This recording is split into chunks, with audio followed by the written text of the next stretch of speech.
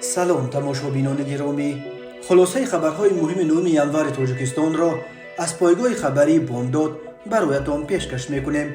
شروع میکنیم از یک نگاه کوتاه به سرخط خبر مهم روز در این برنامه. زن تاجیک برای حمایت از ناموسش آشپز گرجی را کشته است. بازداشت ابو میمون از تاجیکستان و شریکش از ازبکستان در استانبول. برادر تیجی کبیری را به بحث روبرو دعوت کرد. کسی باید داد عذر بپرسد. روسیه از کشتن 600 سرباز اوکراینی خبر داد. اوکراین گفت این یک دروغ است. سفیر افغانستان در دوشنبه گفت طالبان او را از کار گرفتن نمیتوانند. ارتش تاجیکستان ضعیفترین ارتش در آسیای مرکزی دانسته شد. امکان ندارد. ادوکات عبدالرحمن شریپوف از حمایت عبدالله غربتی دست کشید. و اکنون تفصیلات خبرها. نشریه امکای چوپ مسکو برخی تفصیلات کشتار پرسر و صدای روز 4 ینور سال 2023 در کاوهخانه تاوم‌های گرجی با نام خینکالیا تبلیسو در شهرک میتیش ولایت مسکو را نشر کرد. با اتهام قتل آشپز گرجی در این کاوهخانه سیاره دوسایوا بازداشت شده است. بنا به اطلاع دریافته مسکوفسک کمسامولیس، فاجعه روز 4 ینور ساعت 16 وقتی رخ داد که در تالار کاوهخانه همگی یک مشتری خوراک می‌خورد. آشپز 50 ساله گرجی نوگزر در آشپزخانه قرار داشت. او از زمان آغاز کار تبلیسو در تیر ماه سال 2022 در اینجا کار میکرد. جنبازان تاجیک که 4 هفته باز در اینجا برای شستشوی ظرفها به کار گرفته شده بود نیز آن لحظه در آشپزخانه بود. به گفته همکارانش سیاره مادر تنها بوده. بعد فوت شوهر اولش خودش به تنهایی فرزند یگانه‌اش را تربیت میکرد. پسر او امسال به صنف 1 رفته بود. به گفته همکاران سیاره یک زن خوب بود و قبلا یگان بار با کسی جنجال نکرده بود. در روزهای سال نو سیاره با عقد نکاح مسلمانی شوهر نو کرده بود و همان روز کشتار همکاران او را به این مناسبت تبریک کردند. مناقشه بین سیاره و آشپز به گفته شاهدان از یک شوخی ناجای آشپز نسبت به زن تاجیک سر شد. به بالای این نگذر با دستانش سیاره را از یک جای نرمش داشته است که این در فرهنگ مردم مسلمان از جمله تاجیک‌ها همچون تحقیر قبول می شود. سیاره در پی این آشپز را دشنامباران کرده است. او هم با لعن بد جوابش داده است. به گفته شاهدان نگذر سر قهر بیرون رفته که سیگار بکشد، ولی در او به یادش رسید که سیگارش را با خود نگرفته است. او باز به آشپزخانه برگشت و هرچند همکاران از وی خواستند که تا آرام شدن سیاره به آنجا ندرآید، وی درآمد و جنجال آنها از نو علنگه گرفت و این دفعه به موکشی و لطکو پیچید. در ثبت ویدیو کامراهای نظارتی در قسمت آشپزی کاوهخانه خینکالیا تبلیسو نشر شده که پاره از این ثبت را کانال 112 دریافت و نشر کرده است. دیده می شود که یک مرد به یک زن حمله آورده او را از مویهایش می کشد و لطکوب می کند. زن از خود دفاع کردنی شده کوردی را که به دستش افتاد به دست گرفته چند بار به بدن آن مرد می زند. کارگران دیگر کاوهخانه تلاش می کنند که تا این 2 نفر را از هم جدا کنند، ولی بعد لحظه مرد زخمی بر روی فرش می افتد و از هوش می رود. بعد این فریاد می کشد که یاری تاجیلی را دعوت کنید. سیاره باشد زود لباسش را پوشیده کاوهخانه را ترک کرده است. وقتی یاری تاجیلی به جای حادثه رسید نوگزر بیهوش در روی فرش خوابیده بود، ولی تلاش نجات او نتیجه نداد. او به هوش نیامده جان باخت. طبیبان در بدن او چند زخم کرد را پیدا کردند. از بس که شاهدان زیاد بودند و ثبت ویدیو کامراهای نظارتی نیز جریان حادثه را ثبت کرده بود، کارمندان میلیسیا شخصیت قاتل را زود معاین کردند و الکی بعد یگان ساعت سیاره دوسایوا را در همان میتیش در نزد درآمدگاه خانه‌ای که او اجاره می نشست دستگیر کردند. یاور رهبر ریاست تفتیشات ولایت مسکو آنا ترتیچنا خبر داد که در رابطه با این کشتار پرونده جنایتی باز شده گمان بر شونده بحث پیشکی گرفته شده است. بسیاری ها بعد فهمیدن تفصیلات این کشتار از مقامات تاجیکستان به ویژه از سفارت این کشور در مسکو خواستند که سیاره دوسایوا را در این قضیه به حمایت نگذارند. به عقیده بسیاری ها این زن به خاطر حمایت از ناموسش از دست درازی آشپزی که فکر کرده است با این مهاجرزن بی حقوق هر کاری که می خواهد کند دست به کشتار زده است. پلیس ضد ترور در شهر استانبول ترکیه 2 جنگجوی را دستگیر کرده است که قصد در شب سال نو انجام دادن حمله خونین تروریستی را داشتند. باور می‌رود که آنها اعضای سازمان تروریستی دولت اسلامی یا داعش هستند. مطبوعات ترک از قبل پلیس خبر داد که دستگیر شدگان دو شهروند تاجیکستان و ازبکستان میباشند.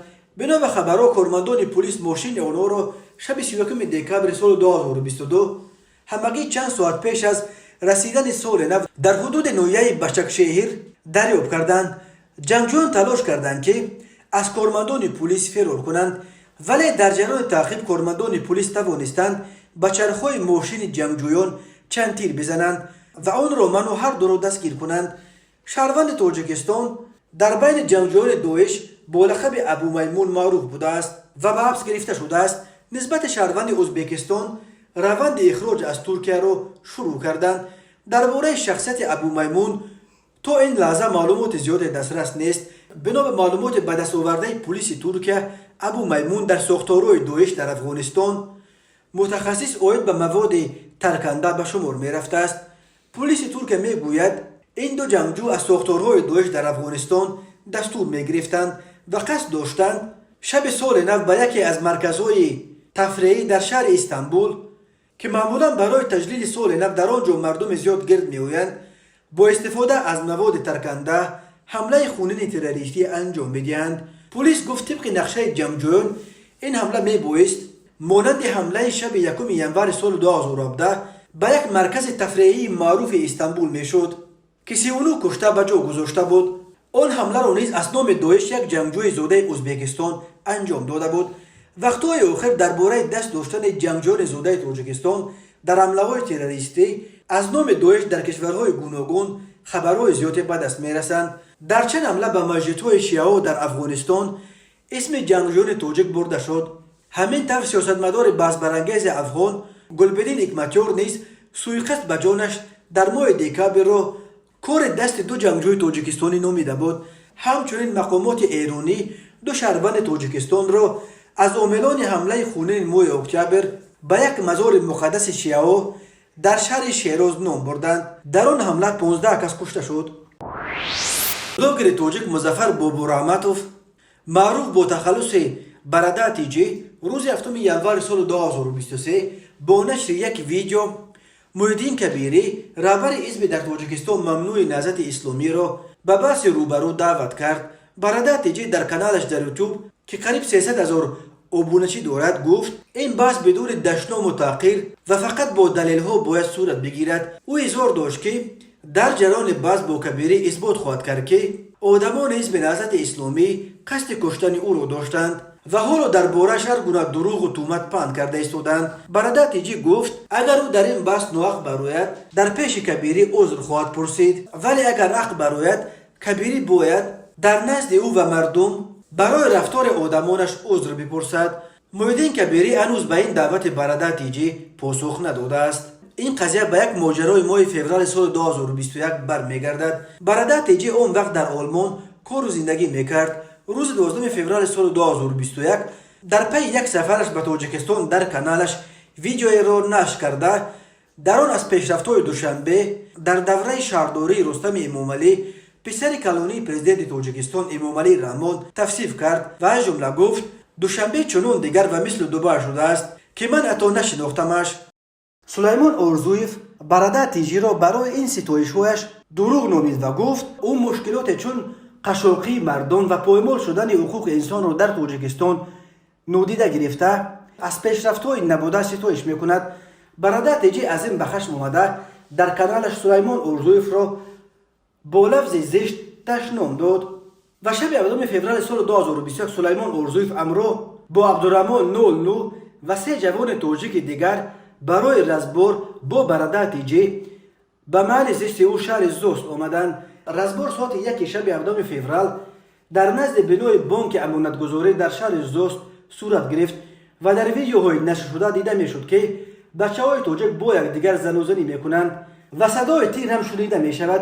پلیس آلمان بعدا شهر داد که در جریان مناقشه کسی از اشتراک کنندگان از تفنگچه گازی استفاده برده است. دادگاه افضای زوست در غرب آلمان روز 15 دکبر سال 2022 حکم 4 تاجیک را که به زن و زنی با بلاگر تاجیک آن زمان مقیم آلمان مظفر بابورحمتوف معروف با تخلص برادات جی عیبدار می شدند اعلام کردند. دادگاه این 4 نفر را در افباشی در رسانیدن آسیب سبک به سلامتی گوناگون شناخته آنها را در عموم به مبلغ بیش از 10,000 یورو جریمه بسته است. همچنین 2 نفر شرطاً به 1 سال و 8 ماه و 1 سال و 3 ماه زندان و همزمان به 200 ساعت کاری جمعیتی محکوم شدند.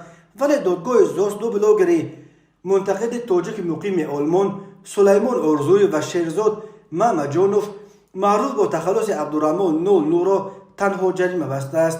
هر 2 بلاگر شب 15 و 16 دکبر بعد اعلان حکمشان در مصاحبه با پایگاه خبری بامداد گفتند که دادگاه در حال آنها را تنها جریمه بست که دادستان از دادگاه برای سلیمان ارزویف همچون جزا 1 سال و 2 ماه زندان و برای عبدالرحمن 00 1 سال زندان طلب کرده بود.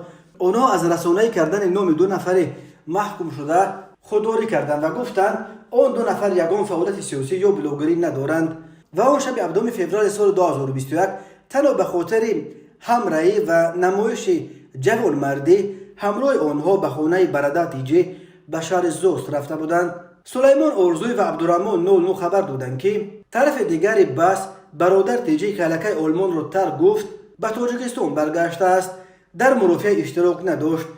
دادرس در جریان مرافعه اطلاع داد که با وجود کوشش‌های سفارت آلمان در تاجیکستان برای دعوت مظفر بابو رحمتوف یعنی برادات جی به مرافعه پرونده زناشویی با او یگان بار به سفارت تماس نگرفته است و عزم برای سفر به آلمان نشان نداده است، نقل کرد عبدالرحمن 00 در صحبت با بامداد.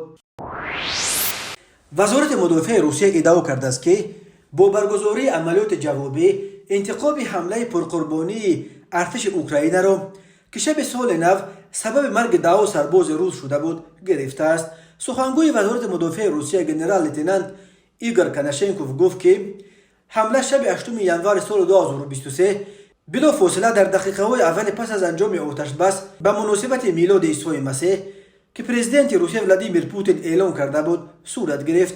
به گفته او نیروهای روسیه 2 خوابگاه را در کراماتورسک زیر حمله قرار دادند که در آن نه کمتر از 1300 نظامی اوکراینی میزیستند و بیش از نصف آنها جان خود را از دست دادند. کراماتورسک 120 کیلومتر شمالتر از شهر دونیتسک جایگیر شده است. بنا به ادعای وزارت مدافع روسیه نیروهای این کشور در کراماتورسک خوابگاه رقم 28 و خوابگاه رقم 47 را با موشک‌های دورپرواز زیر آتش قرار دادند. در خوابگاه رقم 28 زیاده از 700 نفر و در خوابگاه رقم 47 زیاده از 600 نفر از نظامیان اوکراینی جایگیر شده بودند.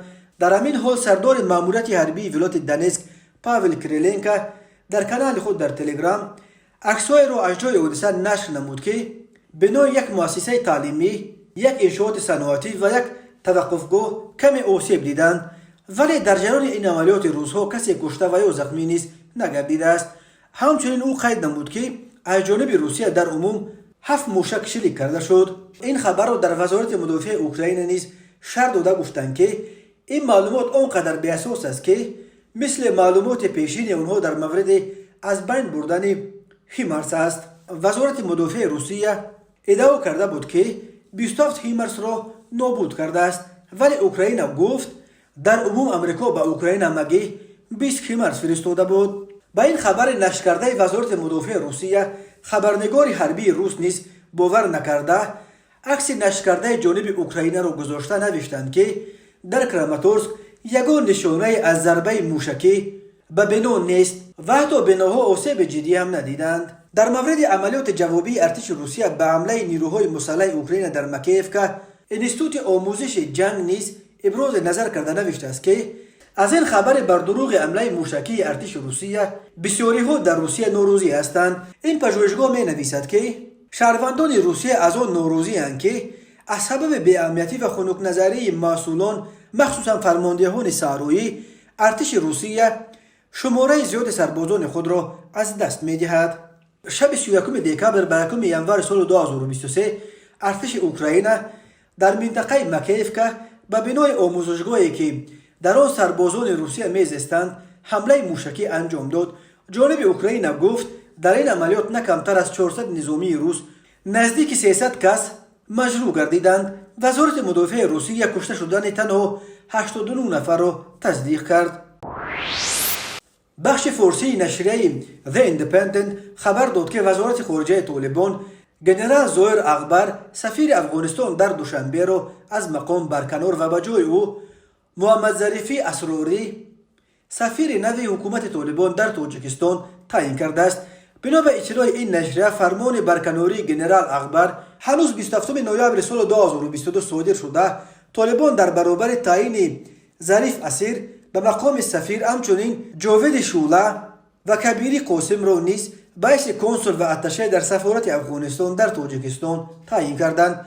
همصحبتان بخش فارسی نشریه The Independent ادعا کردند که فرمان وزیر خارجه طالبان امیرخان متقی در برابر تعیین سفیر نو افغانستان در دوشنبه در اولای ماه دکامبر به سهم کارمندان سفارتخانه در پایتخت تاجیکستان رسانیده شد. به گفته این منابع طالبان هنوز 5 ماه قبل تماسها با حکومت تاجیکستان را برا انداخته و نفر با نام قاری فیض الرحمن عطایی را همچون نماینده رئیس خود در دوشنبه تعیین کرده بودند، ولی او آن وقت به سبب‌های نامعلوم به تاجیکستان نرفت. در همین حال سفیر افغانستان در تاجیکستان محمد ظاهر اکبر به خبرگزاری دولتی تاجیکستان خاور گفت رسانه‌های خارجی خبر برکناری او را برای جلب توجه قصداً پهن می‌کنند. او افزود سفارت تحت رهبری او در حدود جمهوری است که حکومت نو کابل را رسما اعتراف نکرده است. سفارت افغانستان در تاجیکستان از روز اول به سر حکومت آمدن طالبان اظهار نمود که این گروه و وزیر کارهای خارجی آن متقی را نیز اعتراف نمی‌کنند. کار ما ادامه دارد، تاکید کرده است گنرال اکبر. تاجیکستان از انگشت‌شمار کشورهایی است که از حکومت نو طالبان فاصله گرفته، برعکس مخالفان این رژیم از جبهه مقاومت ملی افغانستان برابری احمد مسعود فرزند احمدشاه مسعود را پشتیبانی می‌کند. بنا به خبرها احمد مسعود سابق نایب پرزیدنت افغانستان امرالله صالح و سابق وزیر مدافع آن کشور بسم الله خان و باز 10 تن دیگر از منصبداران سابق افغان در تاجیکستان پناه بردند.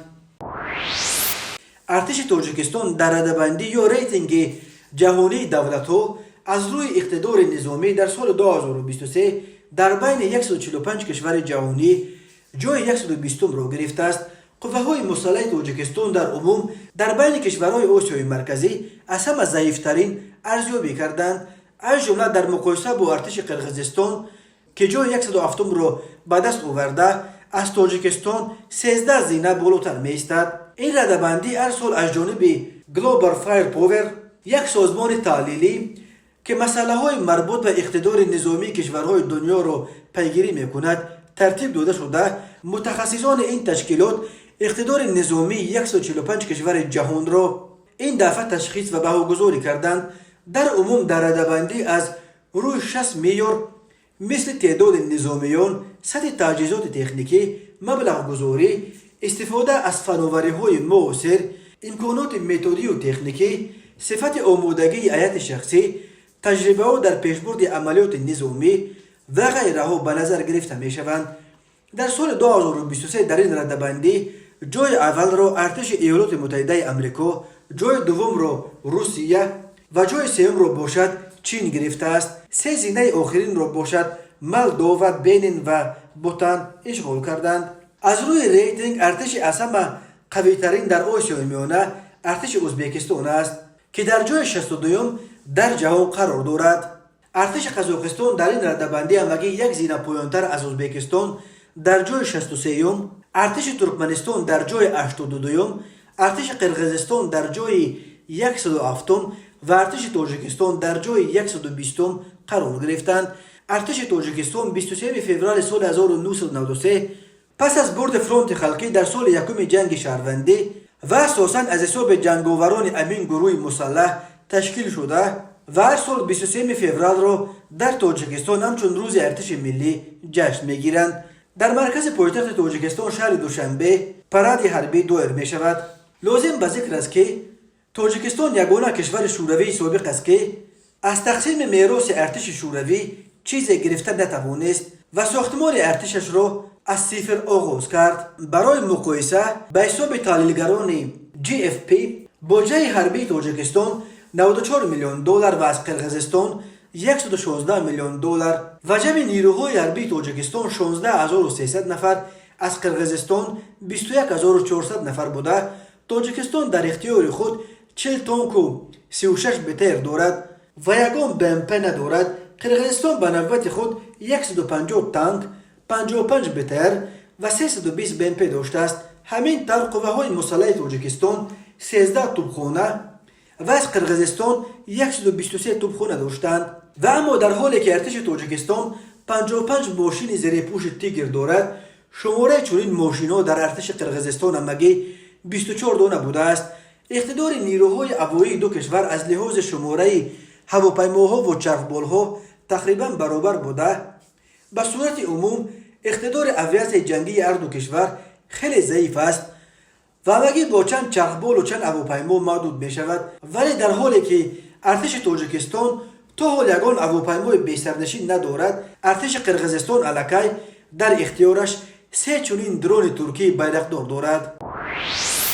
عبدالرحمن شریپوف که از جانب مرکز مستقل اوید به حفظ حقوق انسان و حقوق عبدالله غربتی، یکی از روزنامه‌نگاران محکوم شده تاجیک، حمایت میکرد، از ادامه کمک حقوقی به این روزنامه‌نگار زندانی تاجیک دست کشیده است. او از این پیشتر از حمایت دلیر امامعلی نیز دست کشیده بود. نزدیکان عبدالله غربتی در صحبت با از پلیوس این را تصدیق کردند و گفتند که عزم داشتند از بالای حکم دادگاه لایحه شاه منصور به زینه‌های بالایی شکایت برند، ولی وکیل دفاع گفت که دیگر کمک کردن نمیتواند. عبدالرحمن شریپوف در شرح دست کشیدن ادامه حمایت از روزنامه‌نگار گفته است در دایره یک لایحه به ژورنالیست رایگان خدمت میرسانید و پس از انجام لایحه دیگر چنین امکان ندارد. نزدیکان عبدالله غربتی گفتند برای ادامه کمک به وکیل دفاع حق کار پیشنهاد کردند، با این وجود او راضی نشده است. عبدالرحمن شریپوف گفته است بسیار بند است و دیگر امکان حمایت از ژورنالیست زندانی را ندارد. عبدالرحمن شریپوف از جانب مرکز مستقل اوید به حفظ حقوق انسان از عبدالله غربتی حمایت میکرد. قبلا او از حمایت دلیر امامعلی، روزنامه‌نگار دیگر محکوم شده تاجیک، دست کشید و گفت این به آن ربط دارد که نزدیکان دلیر امامعلی وکیل دفاع علایده گرفتند. روز 4 اکتبر سال روان دادگاه لایحه شاه منصور عبدالله غربتی را با 3 ماده کودکس جنایتی گناهکار دانسته برای 7.5 سال روانه زندان کرد و بعد چند او از بازداشتگاه موقتی شهر دوشنبه به مؤسسه اصلاحی رقم 4 واقع در محله یکم سویسک شهر دوشنبه انتقال یافت. در یک سال آخر بغیر از عبدالله غربتی 3 روزنامه‌نگار دیگر تاجیک، دلیر امامعلی، ذوالقبیک سیدامینی و عبدالستار پیر محمدزاده نیز بازداشت و به مهلت‌های از 7 تا 10 سال زندانی شدند. از این پیشتر دلیر امامعلی و ذوالقبیک سیدامینی از سزا به زندان یکم سویسک انتقال داده شده بودند. سازمان‌های حامی حقوق بازداشت و محاکمه و حکم روزنامه‌نگاران را غیر قانونی خوانده از مقامات تاجیکستان دعوت کردند که آنها را فوراً آزاد کنند. خلیفه دولت رحمتوویچ، دکتر علم‌های فارماسیفتی، پروفسور کافدرای تکنولوژی فارماسیفتی دانشگاه دولتی طبی تاجیکستان به نام ابوالی ابن سینا، یکی از معتبرترین علمان تاجیک در علم داروسازی، روز 8 ژانویه سال 2023 از عالم چشم پوشید. در این باره در فیسبوک یکی از شاگردان او، شهریار شریفزاده، خبر داد. سرریاست خدمات نظارت دولتی تندرستی و حفظ اجتماعی اهالی در ولایت ختلان نیز با نشر یک نامه سوگواری در فیسبوک در رابطه به مرگ پروفسور دولت خلیفایف به نزدیکانش اظهار تسلیت کرده مرحوم را شخصیت نمایان سوای فارماسیوتیک کشور به قلم داده است. پروفسور دولت خلیفایف یکی از علمان اعتراف شده سوای داروسازی شناخته میشد. او رساله دکتری خود را در مسکو در موضوع ساختن داروها از گلهای بنتونیت و روغن افیر حمایت کرده بود. پروفسور خلیفایف قریب نیم عصر یا 47 سال در دانشگاه طبی تاجیکستان به شاگردان از فنهای داروسازی درس داده. در این چند ده ساله هزاران شاگرد را به وای رسانیده است. سمت اساسی تحقیقات علمی پروفسور خلیفایف تکنولوژی ساختن دارو و درمان از مواد مختلف از جمله از رستنی‌ها و مینرال‌ها و مواد میکروبیولوژی و بیوتکنولوژی بود. همکارانش در گذشت پروفسور خلیفایف را یک تلفات سنگین برای علم طب تاجیک به خصوص برای ساحه داروسازی می شمارند. شب 9 январ سال 2023 تقریبا ساعت 00:10 دقیقه در کیلومترهای 67 و 79 روی دوشنبه ورزوب بخش شورای استراتژی دوشنبه خوجند چنوق در پالوی درآمدگاه نقد و استقلال دو ترمه فرآمده باعث موقتا قطع شدن حرکت نقلیات در این قسمت راه شدند. بنا به اطلاع شرکت IRS که مسئولیت نگهبانی این راه را بر عهده دارد، ترمه اول در کیلومتر 67 با بلندی 8 متر و پهنای 40 متر و ترمه دوم در کیلومتر 79 با بلندی 4 متر و پهنای 30 متر.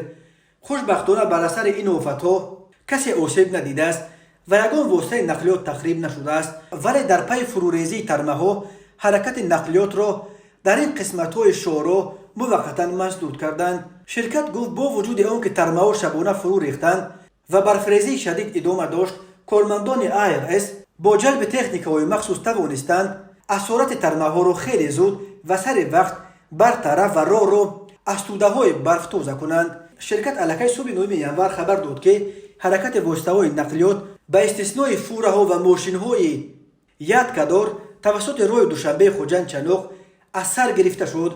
ساعت‌های 10 صبح 9 январ IRS خبر داد که حرکت تمام نمود نقلیات توسط راه دوشنبه چنوق تامین گردید. شورای دوشنبه خوجند چنوق یگانه راه زمینی است که شمال این کشور یعنی ولایت سوغد را با باقی مانده مناطق تاجیکستان می‌پیوندد.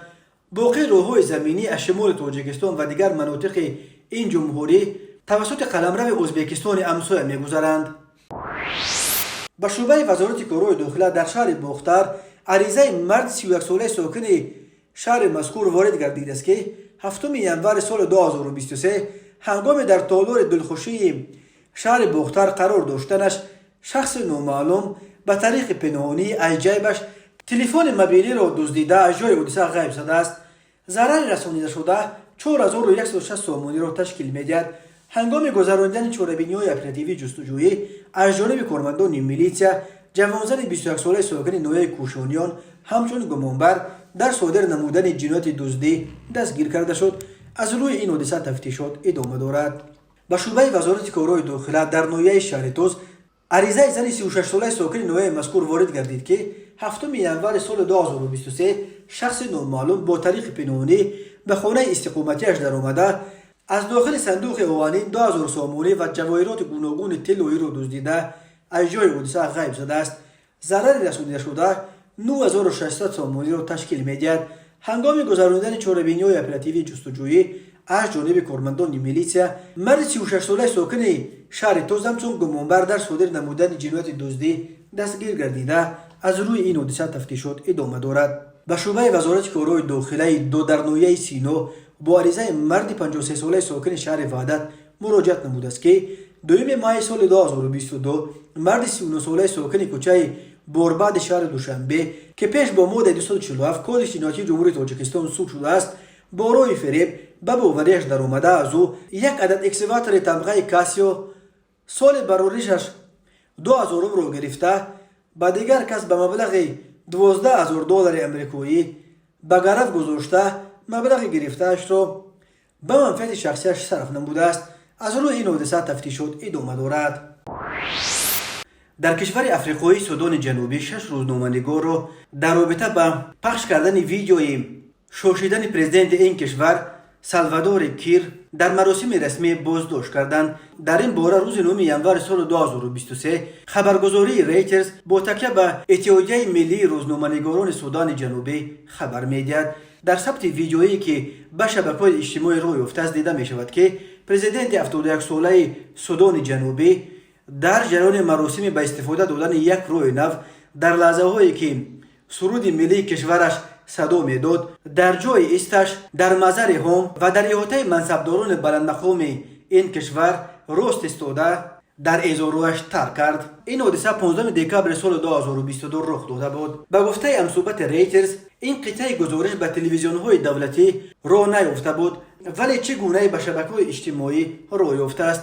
پرزیدنت اتحادیه روزنامه‌نگاران سودان جنوبی پاتریک اویت گفته است که در رابطه با این کارمندان رسانه دولتی SSB نواربرداران جوزف الیور و مصطفی عثمان، تنظیمگر ویکتور لادو، کارمندان شعبه ویدیویی یاکوب بنجامین، جلبک روبن و جوول تومبه با جرم پهن کردن ثبت ویدیوی در شبکه‌های اجتماعی دستگیر کرده شدند.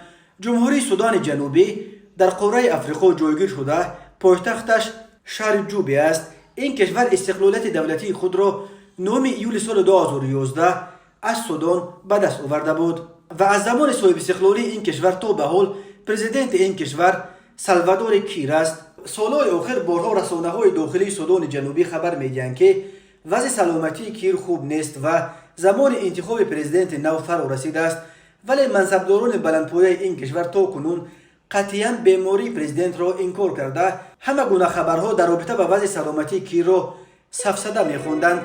البته تا دمی که ویدیوی در ازارش ترک کردن پرزیدنت به اینترنت راه یافت. تماشابینان عزیز و گرامی، این بود مرور به خلاصه چند خبر مهم امروز تاجیکستان.